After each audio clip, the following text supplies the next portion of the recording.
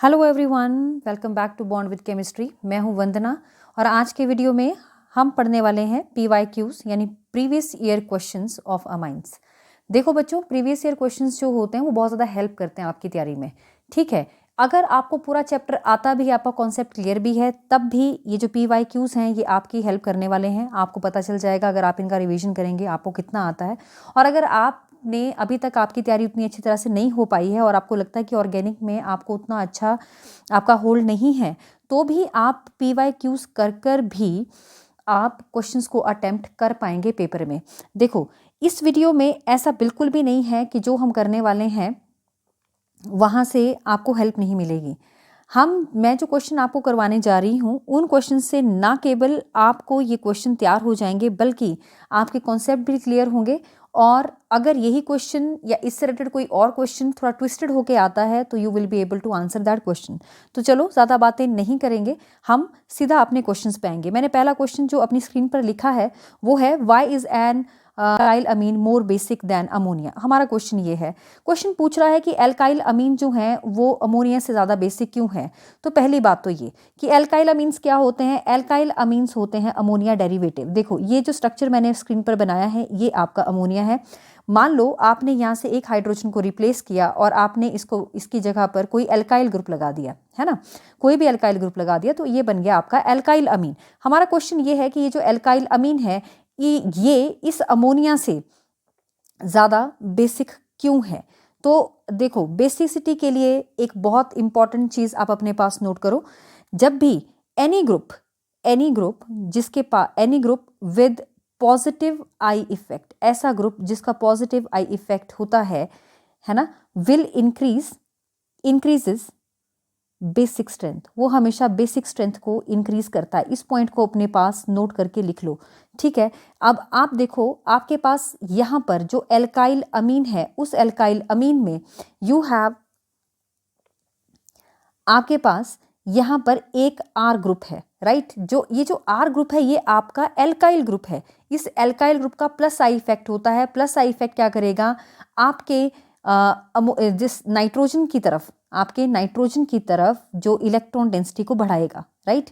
ये नाइट्रोजन की तरफ इलेक्ट्रॉन को भेजेगा। आपने पढ़ा था 11th क्लास में इंडक्टिव इफेक्ट क्या होता है। ये परमानेंट डिस्प्लेसमेंट है इलेक्ट्रॉन्स की अलोंग द सिग्मा बॉन्ड, और ये नाइट्रोजन की तरफ जब इलेक्ट्रॉन्स को भेजेगा तो उससे क्या होगा, नाइट्रोजन के ऊपर जो डेंसिटी है इलेक्ट्रॉन्स की वो बढ़ जाएगी और इसका बेसिक कैरेक्टर इंक्रीज हो जाएगा। तो ये एक लुईस बेस है। लुईस बेस के लिए हमेशा याद रखो कि जैसे जैसे इलेक्ट्रॉन का कंसंट्रेशन किसी एटम पर इंक्रीज होता है उसका लुईस बेस कैरेक्टर इंक्रीज होता है। यही चीज आपको इसमें भी बोली गई है। एल्काइल अमीन में ड्यू टू एल्काइल ग्रुप जिसका पॉजिटिव आई इफेक्ट है, जो बेसिक स्ट्रेंथ होती है वो इंक्रीज हो जाती है। इसीलिए alkyl amine is a better base than ammonia. It is a better base than ammonia. तो साइन ऐसे लगेगा। ओके, सो देखा आपने इस क्वेश्चन का, आपने ये क्वेश्चन पेपर में आ सकता है। 100% चांसेस होते हैं ऐसे क्वेश्चन पूछने की। अब ये क्वेश्चन चाहे जैसे भी आए आपको इस क्वेश्चन का बेसिक आइडिया पता है। Okay, now let us do the second question. Okay, so हमारे पास एक क्वेश्चन है कि अब हमें जो ये अमाइंस हमें दिए हैं, हमें इनको बेसिक स्ट्रेंथ ऑर्डर में अरेंज करना है, इंक्रीजिंग ऑर्डर में अरेंज करना है। और इसके लिए हमारे पास जो अमाइंस गिवन है वो है NH3, CH3 NH2, primary amine CH3 whole twice NH, CH3 whole thrice N। अब ये जो क्वेश्चन है इस क्वेश्चन में हमें थोड़ा सा समझना पड़ेगा। ठीक है, आप देखो इस क्वेश्चन में फिर से वही बात की गई। अगर आप एक्वस फेज की बात करते हैं तो एक्वस फेज में 3 फैक्टर काम करते हैं बेसिक स्ट्रेंथ के लिए। Number one is inductive effect, I effect. मैंने आपको पहले भी बताया कि जो प्लस आई इफेक्ट होता है यानी टेंडेंसी जब कोई ग्रुप अपने इलेक्ट्रॉन्स को देता है, जैसे सिग्मा बॉन्ड की तरफ से इलेक्ट्रॉन इन्हांस कर रहे हैं इलेक्ट्रॉन डेंसिटी को किसी एटम के ऊपर, तो प्लस आई इफेक्ट हो गया। इसी तरह से आपके पास दूसरा इफेक्ट होता है यहाँ पर स्टेरिक हिंड्रेंस। स्टेरिक हिंड्रेंस में हमें याद रखना है कि स्टेरिक हिंड्रेंस की वजह से inductive effect basic strength decrease होती है। इसकी वजह से बेसिक स्ट्रेंथ डिक्रीज होती है। ठीक है, और तीसरा जो हमारा इफेक्ट है वो है सॉल्वेशन। तो यहाँ पर हम ये समझेंगे कि जितनी ज़्यादा सॉल्वेशन होगी वाटर के साथ, जितनी ज़्यादा इंटरेक्शन हो जाएगी किसी अमाइन की, वो उतना ही अच्छा बेस होगा, राइट। तो यहाँ पर बेसिक स्ट्रेंथ जो होती है, इस केस में बेसिक स्ट्रेंथ इंक्रीज करेगी, है ना। तो बेसिक स्ट्रेंथ जितनी ज़्यादा सॉल्वेशन उतनी ही ज़्यादा बेसिक स्ट्रेंथ इंक्रीज करेगी, और यहाँ पर वो उतनी ही ज़्यादा डिक्रीज करेगी, राइट। ओके, सो इस क्वेश्चन में पहली चीज़, जितने ज़्यादा एल्काइल ग्रुप होंगे, यानी कि प्लस आई इफेक्ट कैसे काम करेगा, प्लस आई इफेक्ट जिसका ज़्यादा होगा, यानी कि methyl group with plus I effect will increase the electron density on nitrogen atom, ठीक है। तो इलेक्ट्रॉन रिलीजिंग टेंडेंसी के हिसाब से प्लस आई इफेक्ट के अकॉर्डिंग आप यहाँ पर देखोगे कि ये जो टर्शरी अमाइन है ये ज़्यादा बेसिक है than secondary amine than primary amine. क्यों? क्योंकि जो आर ग्रुप है वो नाइट्रोजन के ऊपर इलेक्ट्रॉन डेंसिटी को बढ़ा रहा है, ठीक, और उसकी बेसिक स्ट्रेंथ को इंक्रीज कर रहा है। दूसरा है स्टीरिक इफेक्ट, जैसे मैंने आपको बताया।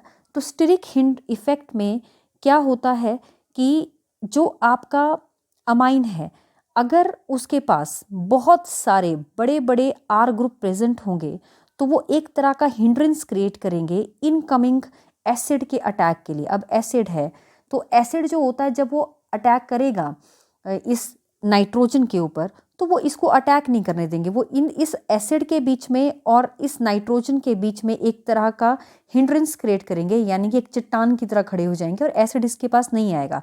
तो यहाँ से हम क्या समझें कि जितने ज़्यादा हिंड्रेंस होगी इस कंपाउंड में उतना ही मुश्किल होगा एसिड का अटैक नाइट्रोजन के ऊपर। तो इसके बेसिस पे हम ये समझ रहे हैं कि जो स्टीरिक हिंड्रेंस है वो सबसे ज़्यादा होती है टर्शरी में। सो इसीलिए टर्शरी सबसे कम बेसिक हुआ क्योंकि उसके ऊपर एसिड अटैक नहीं कर पाएगा, फिर सेकेंडरी और फिर प्राइमरी, यानी कि प्राइमरी यहाँ पर ज़्यादा बेसिक है अकॉर्डिंग टू स्टीरिक इफेक्ट।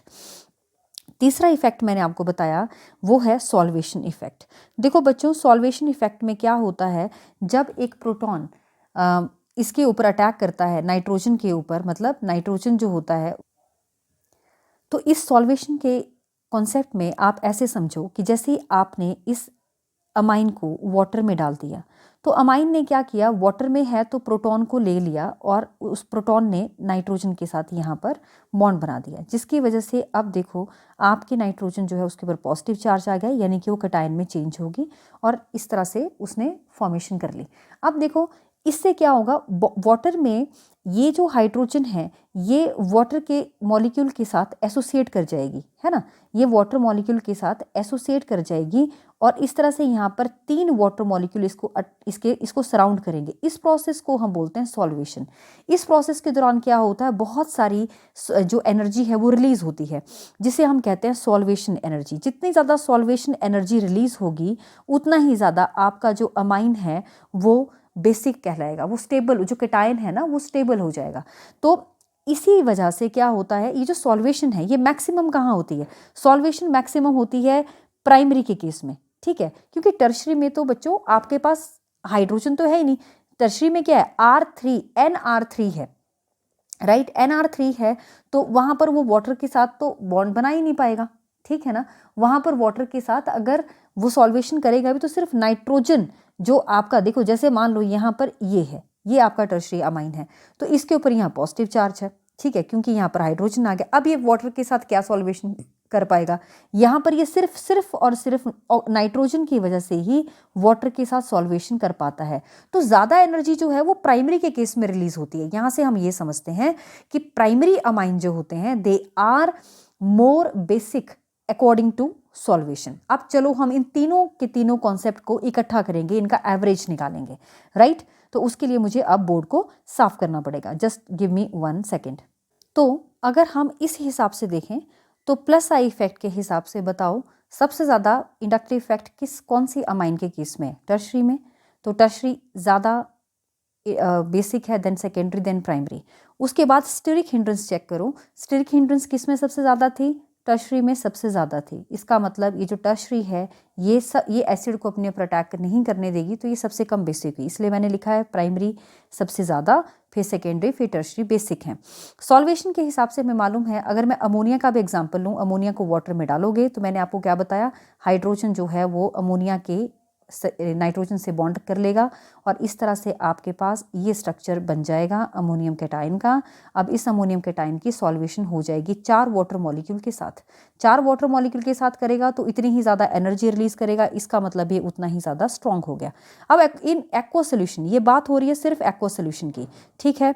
तो इन एक्वा सोल्यूशन हम क्या समझते हैं कि अगर हमने पानी में डाल दिया है अपनी अमाइन को तो जो ऑर्डर है वो क्या होगा, पहले देखो सेकेंडरी सभी में ही सेम रह रहा है तो सेकेंडरी को कर दो सबसे आगे, और प्राइमरी आपका 2 में आगे है तो इसके बाद आएगा प्राइमरी।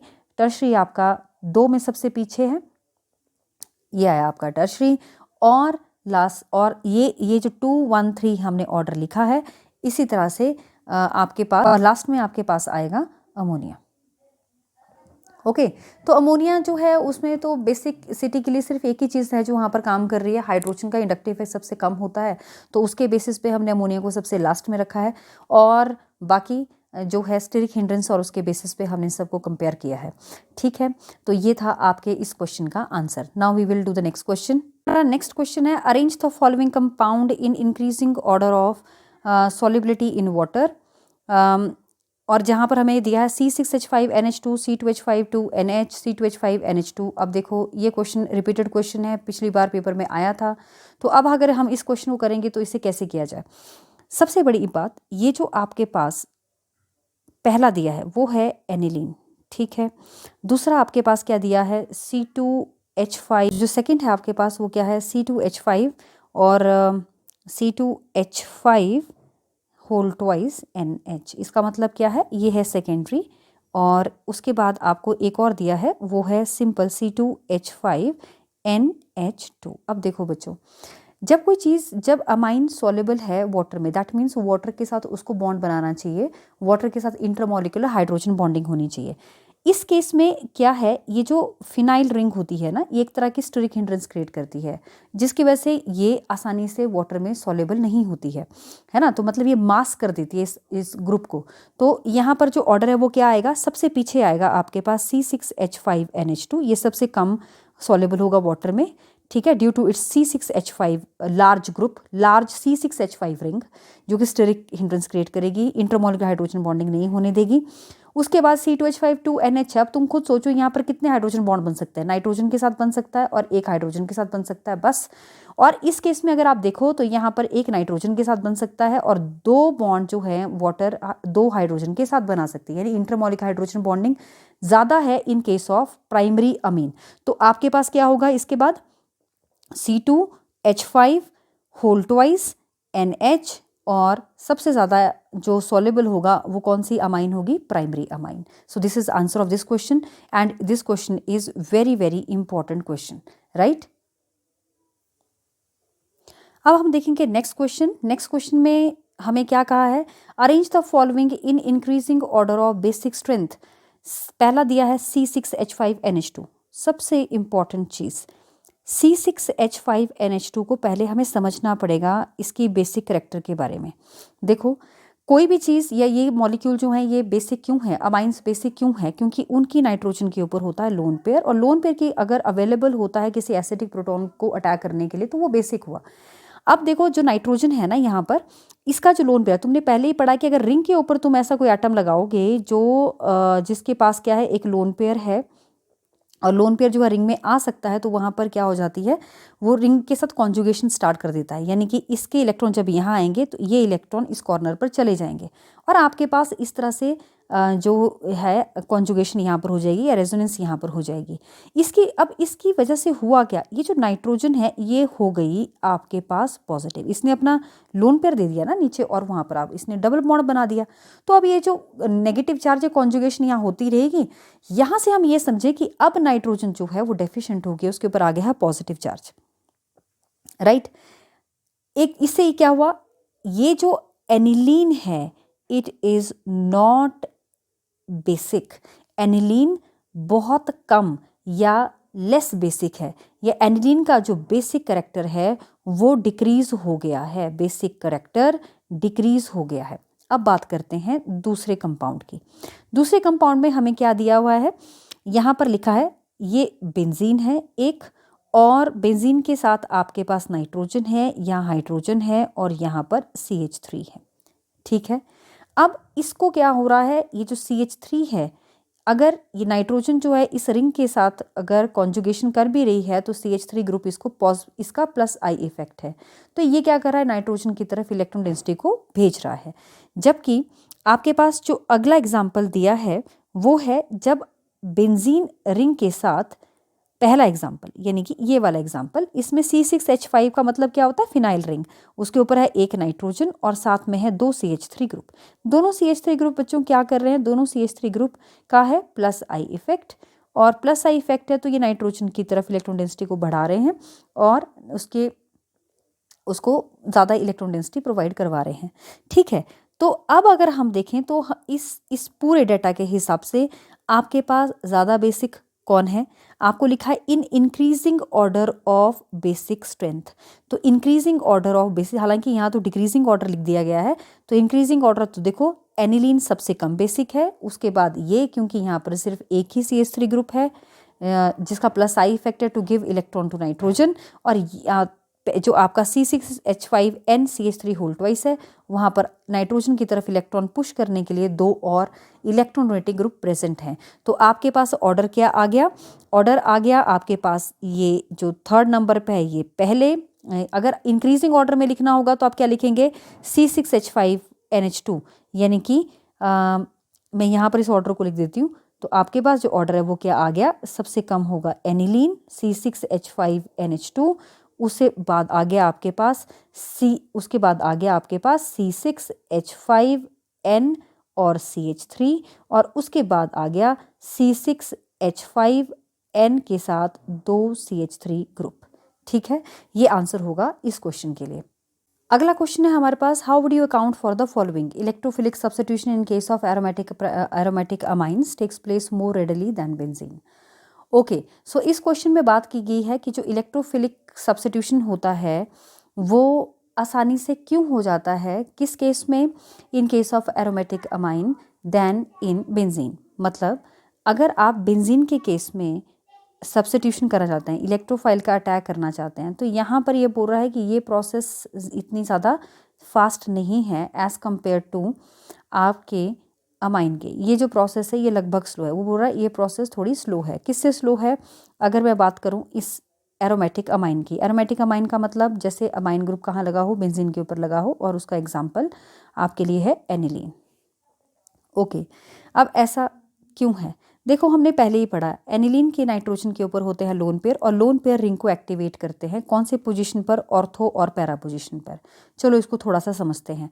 वैसे तो हमने पिछले एग्जाम्पल में ये किया ही था, नाइट्रोजन NH2 उसके ऊपर है लोन पेयर रिंग में आएंगे तो बच्चों ये जो यहाँ पर बॉन्ड है ये इस कॉर्नर पर चला जाएगा, और देखो जो आपका अगला स्ट्रक्चर बनेगा वो होगा यहाँ नेगेटिव चार्ज, यहाँ पर डबल बॉन्ड NH2, यहाँ आ गया पॉजिटिव चार्ज, और बाकी बॉन्ड को एज इट इज़ रख दो। उसके बाद क्या होगा, ये बॉन्ड यहाँ शिफ्ट हो जाएगा, कौन सा बॉन्ड शिफ्ट हो जाएगा, ये वाला बॉन्ड इधर आ जाएगा, तो आपके पास अगले स्ट्रक्चर में यहाँ बॉन्ड, यहाँ नेगेटिव चार्ज, और इधर आ गया आपके पास NH2, याद रखो यहाँ पर क्या है, पॉजिटिव चार्ज। अब अगले स्ट्रक्चर में क्या होगा, इसको यहाँ जाना है तो यहाँ पर अब नेगेटिव चार्ज आएगा। इससे हम क्या समझ पा रहे हैं, इससे हम ये समझ पा रहे हैं कि ऑर्थो पोजीशन पर, ये आपकी ऑर्थो पोजीशन है, यानी कि ये वाली आपकी ऑर्थो पोजीशन है। मैं इसको आपको ऐसे दिखाती हूँ, ये पोजीशन ऑर्थो है, ये पोजीशन पैरा है, और ये पोजीशन भी ऑर्थो है। यहाँ से हम क्या समझ रहे हैं, यहाँ से हम ये समझ रहे हैं कि जो NH2 ग्रुप है वो इलेक्ट्रॉन डेंसिटी को बढ़ाता है ऑर्थो और पैरा पोजीशन पर, जिसकी वजह से इलेक्ट्रोफाइल आसानी से इन पोजीशन पर अटैक कर सकता है। जबकि देखो बेंजीन में भी तो इलेक्ट्रोफिलिक सब्स्टिट्यूशन हो रहा है, लेकिन बेंजीन में ऑर्थो और पैरा पोजीशन ज़्यादा एक्टिवेटेड नहीं है, क्योंकि वहाँ पर उसके ऊपर कोई ऐसा ग्रुप नहीं लगा है। लेकिन एनिलीन के केस में जो उसका जो ये जो NH2 ग्रुप है ये क्या करता है, बेंजीन की ऑर्थो और पैरा पोजीशन के ऊपर नेगेटिव चार्ज को इंक्रीज करता है, जिसकी वजह से ये जो कंपाउंड है ये बहुत अच्छी तरह से इलेक्ट्रोफिलिक सब्स्टिट्यूशन रिएक्शंस देता है। Okay, so now check next question. आपको बोला गया कि गैब्रियल थैलामाइड सिंथेसिस और कपलिंग रिएक्शन को एक्सप्लेन करो। बहुत इंपॉर्टेंट रिएक्शन है बच्चों, और यहाँ से क्वेश्चन अक्सर पेपर में आता है। गैब्रियल थैलामाइड से हमसे एक बड़ा ही इंपॉर्टेंट क्वेश्चन भी पेपर में पूछा जाता है कि इस रिएक्शन से हम अराइल अमीन क्यों नहीं बना सकते हैं। ठीक है, तो सबसे पहले तो करते हैं Gabriel phthalimide synthesis. Gabriel phthalimide synthesis में जो आपका रिएक्टेंट है वो क्या है, थैलामाइड है। ठीक है, थैलामाइड है, तो सबसे पहले हम क्या करेंगे, ये लिया हमने अपना थैलेमाइड, थैलेमाइड में ये, ठीक है, यहाँ पर होता है N और H, this is your phthalimide. Phthalimide को सबसे पहले अल्कोहलिक KOH के साथ हमने ट्रीट किया। ठीक, उससे क्या हो गया, ये OH और ये H निकल गए, इन दोनों को निकाल दो in the form of water. अब आपके पास यहाँ पर क्या बन गया है, यहाँ पर बन गया ये ऐसे ऐसे ऐसे, बाकी मॉलिक्यूल तो आपको सेम ही लिखना है। ठीक है, यहाँ पर नाइट्रोजन और नाइट्रोजन के साथ लिंक हो गया आपका K। अब इसके अंदर हम डालेंगे अपना एल्काइल हैलाइड। अब देखो यहीं पर ही हमारे से जो क्वेश्चन एक और पूछा जाता है उसका आंसर है। आप खुद सोचो, अगर मैं C2H5I यूज़ कर रही हूँ तो मतलब यहाँ पर क्या निकलने वाला है, KI यहाँ से निकल जाएगा और C2H5 जा करके नाइट्रोजन के साथ अटैच हो जाएगा। अब क्वेश्चन ये है कि क्या हम इस मेथड से अराइल अमीन बना सकते हैं। तो चलो मैं यहाँ पर अराइल अमीन ले लेती हूँ, यानी कि बेंजाइल आयोडाइड ले लेती हूँ। आप मुझे ये बताओ कि क्या आयोडोबेंजीन में हम इस बॉन्ड को तोड़ सकते हैं, can we break this bond. हम इस बॉन्ड को नहीं तोड़ सकते, क्योंकि आयोडीन जो होती है वो बेंजीन के साथ रेजोनेंस कर देती है और डबल बॉन्ड बना देती है। इसीलिए बच्चों याद रखो, क्योंकि अराइल हैलाइड लीस्ट रिएक्टिव होते हैं toward nucleophilic substitution reaction, hence we can not use them in phthalimide synthesis, in Gabriel phthalimide synthesis. तो ये क्वेश्चन पेपर में आता है और बहुत ही ज़्यादा इंपॉर्टेंट क्वेश्चन है। इसके बाद हमारे पास क्या होगा, चलो इसके बाद ये आपकी रिंग, यहाँ पर CO, यहाँ पर CO और N के साथ हम लगा देंगे C2H5। ओके, अब क्या करना है, नेक्स्ट स्टेप में हाइड्रोलिसिस करना है। हम क्या करेंगे, एक्वस NaOH डालेंगे। ठीक है, एक्वस NaOH डालेंगे, इसके 2 मोल डालो, क्योंकि आपको यहाँ पर 2 बॉन्ड ब्रेक करने हैं, तो 2 बॉन्ड डाल देंगे, 2 मोल्स ऑफ NaOH डालेंगे।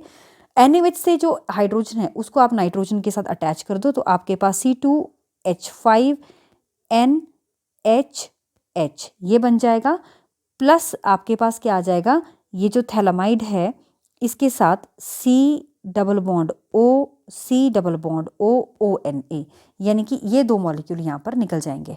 तो ये है आपकी गैब्रियल थैलामाइड सिंथेसिस, बहुत ज़्यादा इंपॉर्टेंट है पेपर के लिए। और मैंने आपको क्वेश्चन बता दिया कि जब अगर आपसे ये क्वेश्चन पूछा जाए कि अराइल हैलाइड हम क्यों नहीं बना सकते हैं, तो इसको हमेशा याद रखना, अच्छे से इसको नोट कर लो अपने पास। इसमें क्या आंसर आना चाहिए, आपके पास आंसर है कि जो अराइल हैलाइड होते हैं they are least reactive toward nucleophilic substitution reaction. ये न्यूक्लियोफिलिक सब्स्टिट्यूशन रिएक्शन होती है इस स्टेप में। ठीक है, तो हमें यहाँ पर क्या लिखना था कि अराइल हैलाइड जो होते हैं they are least reactive toward nucleophilic substitution reactions. अब देखो जो कपलिंग रिएक्शंस होती हैं ना, कपलिंग रिएक्शन होती हैं, एरीन डाइजोनियम सॉल्ट रिएक्ट करते हैं रिएक्टिव एरोमेटिक कंपाउंड के साथ, जैसे फिनोल के साथ या अमाइन के साथ, और बहुत ब्राइट कलर के एजो कंपाउंड बनाते हैं जिनको हम कपलिंग रिएक्शन कहते हैं। तो आप इस आंसर को याद कर सकते हैं। कपलिंग रिएक्शन क्या है, जो अराइल के यानी कि जो बेंजीन के डाइजोनियम सॉल्ट होते हैं वो हाईली एक्टिव एरोमेटिक कंपाउंड के साथ रिएक्ट करते हैं, और जैसे फिनोल के साथ रिएक्ट करते हैं, और ब्राइटली कलर्ड एजो कंपाउंड्स बनाते हैं जिनको हम क्या कहते हैं, इस तरह की रिएक्शंस को हम कपलिंग रिएक्शन कहते हैं। तो कपलिंग रिएक्शन शो करने के लिए, चलो जैसे मान लो ये आपका डाइजोनियम सॉल्ट है। ठीक है, ये आपका डाइजोनियम सॉल्ट है, आप ऐसे ही दिखाते हैं अपने डाइजोनियम सॉल्ट को। ठीक है, यहाँ पर आपके पास क्या होगा, नेगेटिव चार्ज, एक तरफ पॉजिटिव चार्ज। अब ये मान लो फिनोल के साथ रिएक्शन कर रहा है, यहाँ पर आप लिख दो फिनोल। मैं फिनोल के पैरा पोजीशन के हाइड्रोजन को शो कर रही हूँ, और यहाँ पर आगे आपके पास OH, ये आगे आपके पास फिनोल। अब क्या होगा, ये Cl और H यहाँ से निकल जाएंगे। यहाँ पर pH को हमें थोड़ा सा इंक्रीज करना पड़ेगा, तो आपके पास यहाँ पर क्या आ जाएगा, ये बेंजीन, यहाँ पर N और N ऐसे, और आपका जो, और याद रखना आपने कि यहाँ पर आपके पास OH ग्रुप था। ठीक है। तो ये जो आपके पास बन गया ये एक तरह की ब्राइट डाई बन जाती है जब आपने फिनोल के साथ। ऐसे ही आप रिएक्शन क्या कर सकते हैं, इस डाइसोनियम सॉल्ट की आप एनिलीन के साथ भी रिएक्शन शो करते हैं, जिसको हम क्या बोलेंगे, कपलिंग रिएक्शन बोलेंगे। तो ये क्वेश्चन भी बहुत ज़्यादा इंपॉर्टेंट है, अक्सर ये आता है पेपर में। और अगर आपसे पूछा जाए कि इस रिएक्शन की वैल्यू क्या है, क्यों हम इस रिएक्शन को, ये इतनी इंपॉर्टेंट क्यों है, तो याद रखना जो हमारे पास ये इंडस्ट्रीज़ में इसका यूज़ करते हैं फॉर कलरिंग। बहुत सारे डाइज बनती हैं कपलिंग रिएक्शन की वजह से, जिसका यूज़ हम क्या करते हैं अपनी ये बहुत सारे ऐसे कपड़ा जहाँ पर बनता है उन इंडस्ट्रीज़ में हम इसको, इन्हीं रिएक्शंस को यूज़ करते हैं for making the dyes, right. Okay,